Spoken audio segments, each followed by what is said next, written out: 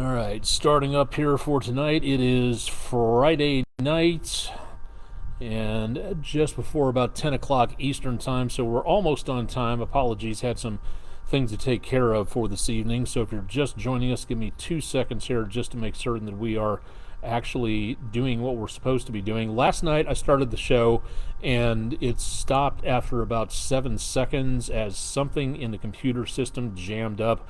I'm not too sure why, but we were only on for 7 seconds at the time, so I want to make certain that I'm actually doing what I'm supposed to be doing and we're actually on the air. So again, it's me watching me watching me. So a neat opportunity. Thanks to Steve Martin for that, by the way.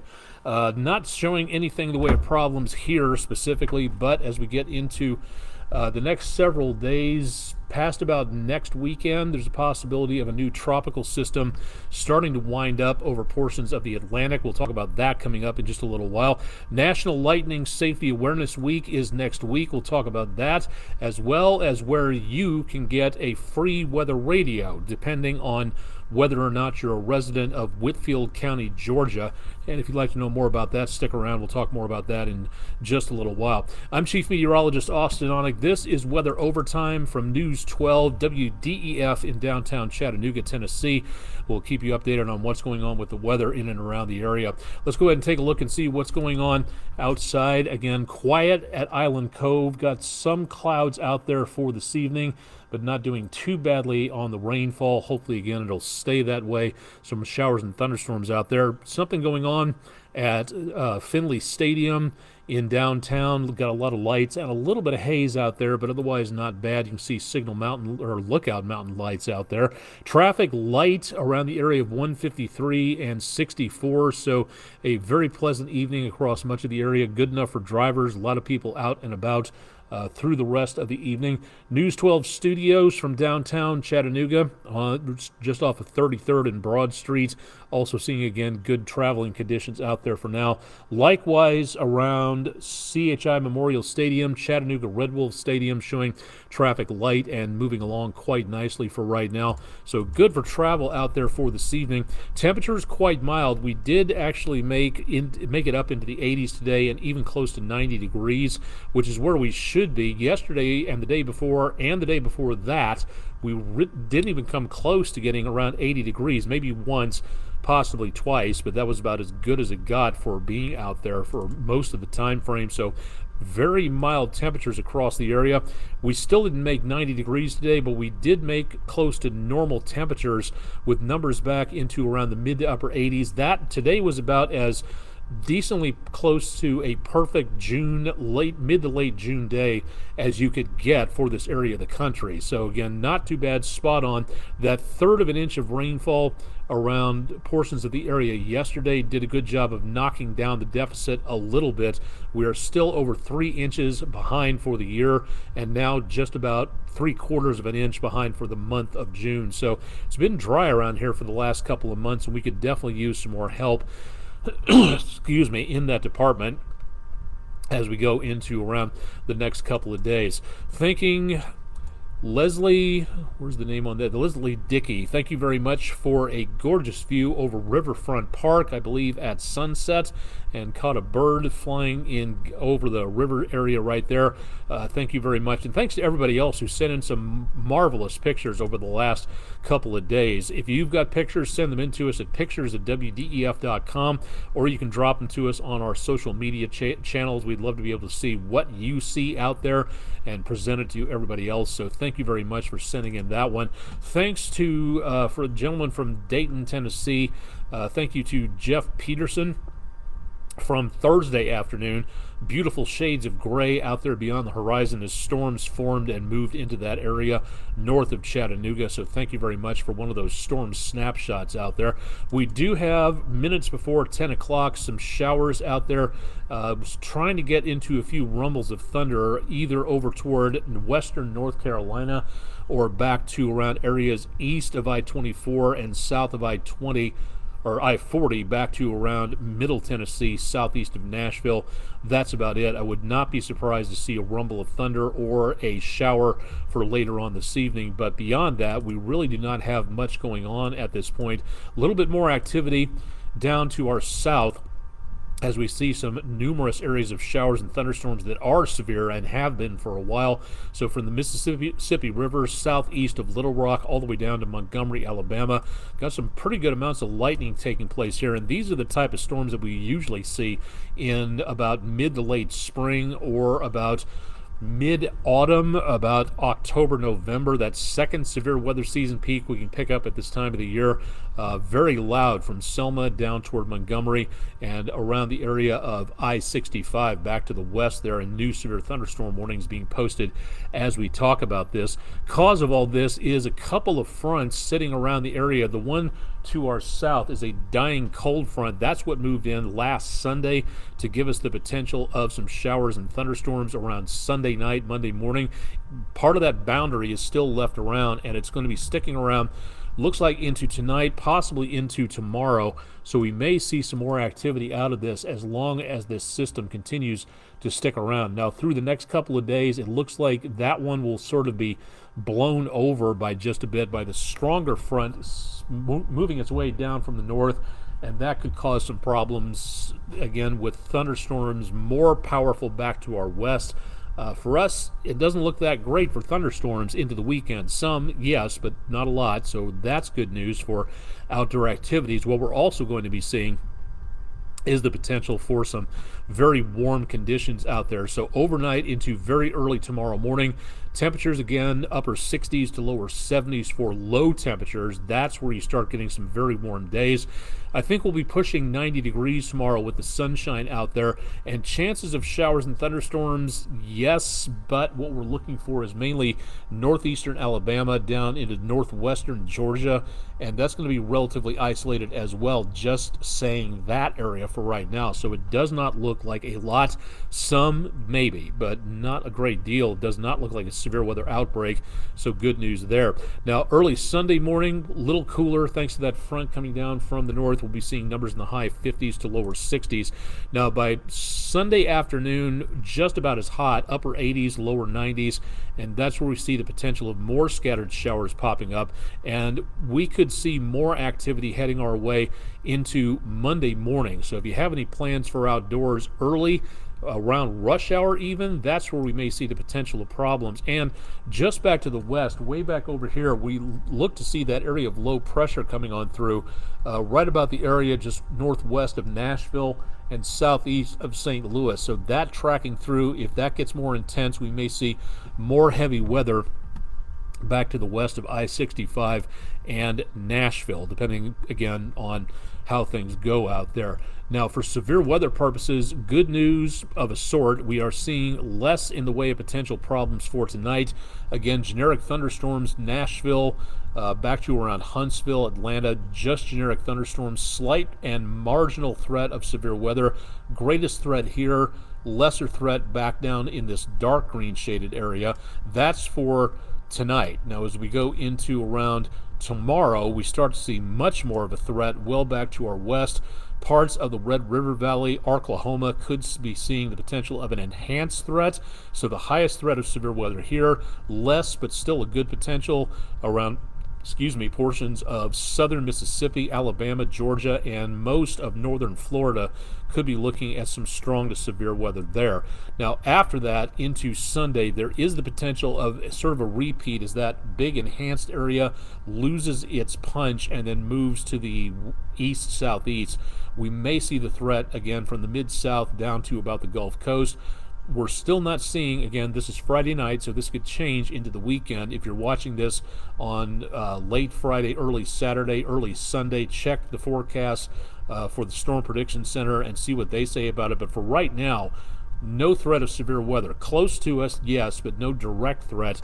That may change into the weekend. It's always best, especially at this time of the year, to catch up on what's going on and to be weather aware well ahead of any storms that begin to form in any particular areas. So again, please keep that in mind out there.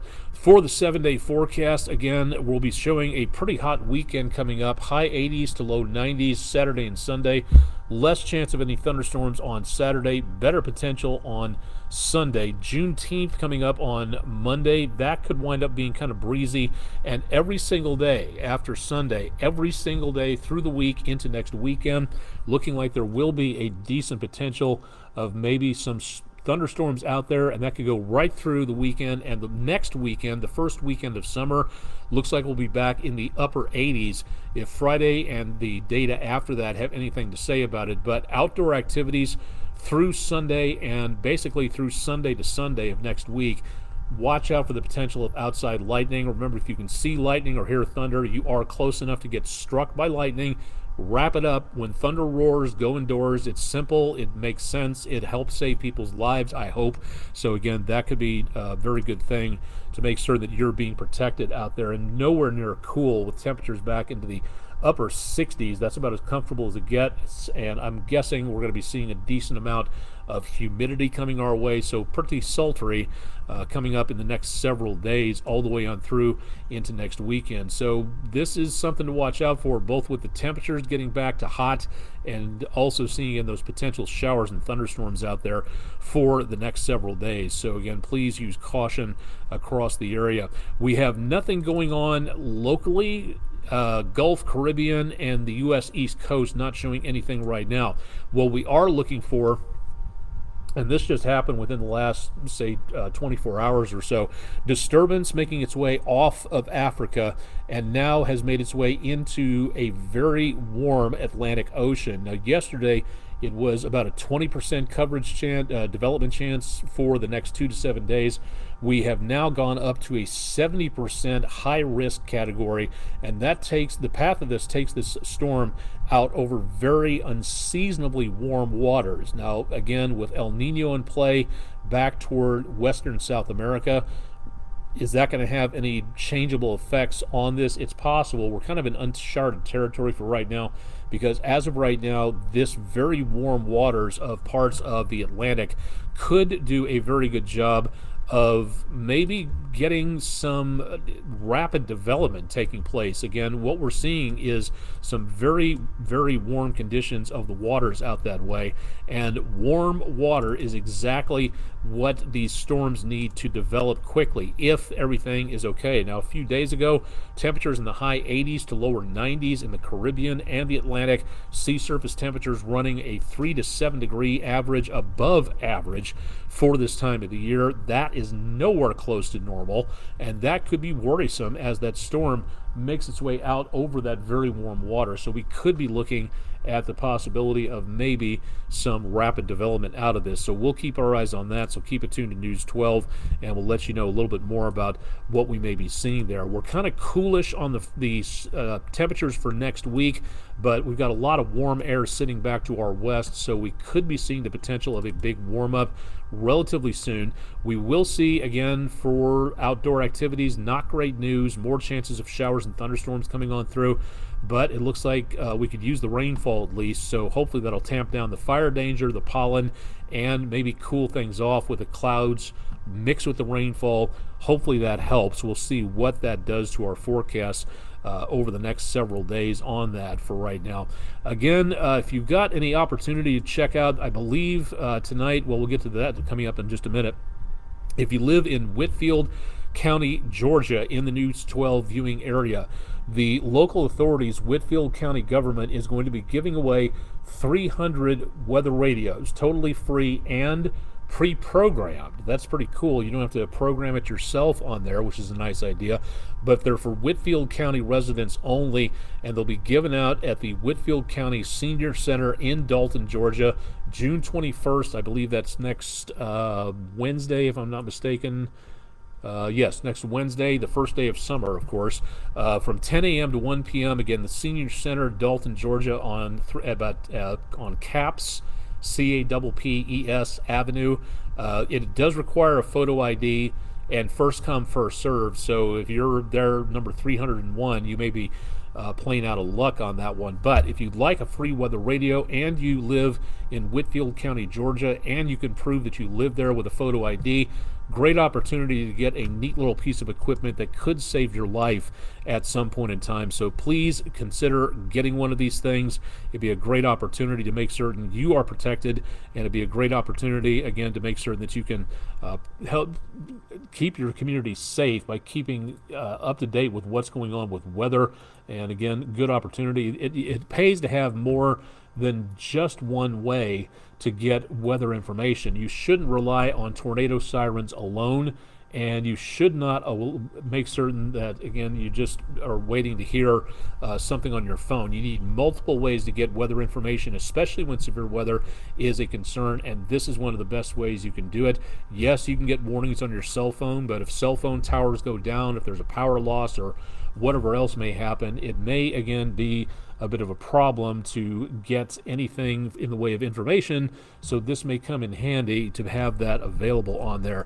National Weather Service, again, would love to be able to make certain that you are able to participate in a survey that they are taking place. It's called the Hazard Simplification Survey, and if you'd like to know more about this, I believe the last night to sign up is tonight, if I'm not mistaken. So if you'd like to give your opinion on this, you can go to weather.gov, the main web page for the National Weather Service, and it'll be one of the headlines at the top. But again, this is only in effect, if I'm not mistaken, until midnight tonight Eastern time. So if you want to tell the National Weather Service what you think about how they issue watches and warnings, this will be a great opportunity, again, to learn more and to help them tailor the watches and the warnings, the wordings of them when they come out, again, on the radio and on the text alerts on your phone. If you'd like to help with that, tell them you think it should be shorter, longer, wordy, less wordy, anything like that. Please take part in this. It's a good opportunity, again, to learn more about that. And if you're a teacher, want to throw this out there just as we get into the weekend, want to make certain that everybody is paying attention to this, because we'd love to get out into your classroom. Vacation Bible school, summer camps going on. We'd love to be able to have that ability to talk to your kids, your students, about weather safety, emergency communications, all that type stuff. And if you'd like to know more, go to our website, wdef.com, and click on the Weather in the Classroom section that's sponsored by Food City. Thank you very much, Food City, for being a sponsor of that. And again, we continue to work as far into the future as possible, because come about August, September, October, the slots for being able to get out there are going to fill up very quickly. So if you're a teacher and you know a little bit ahead of schedule about what's going to be happening with your schedule during the year, may want to go ahead and drop us a note. Again, give us an idea as to what class level you have, grade level, what grade level expectations you are going to be aiming for if you want us to talk about something specific. If there's anything in the way of younger kids coming on through, if you'd like us to be able to talk a little bit more about what's going on, again, with severe weather here, so they can get prepared for it. Most schools that I know do severe weather drills. I remember doing that all the way back to kindergarten. So as of right now, again, this is an opportunity to make certain your kids know more about that, and we'd be glad to help. So wdef.com, and find out more from our website about what we can do to help you out. And we post this information, our West Shore Home Weather Window picture of the day, all kinds of information that's available on my social media pages, and I'm all over the place. So if you'd like to know more about that, drop me a line, and we'd be glad to hear from you to see what you're thinking and what we can do to help you out on things like this. Also, I'm available online. You can pick up more details at wdef.com/weather, so stay tuned for more on that, and of course all over social media as well.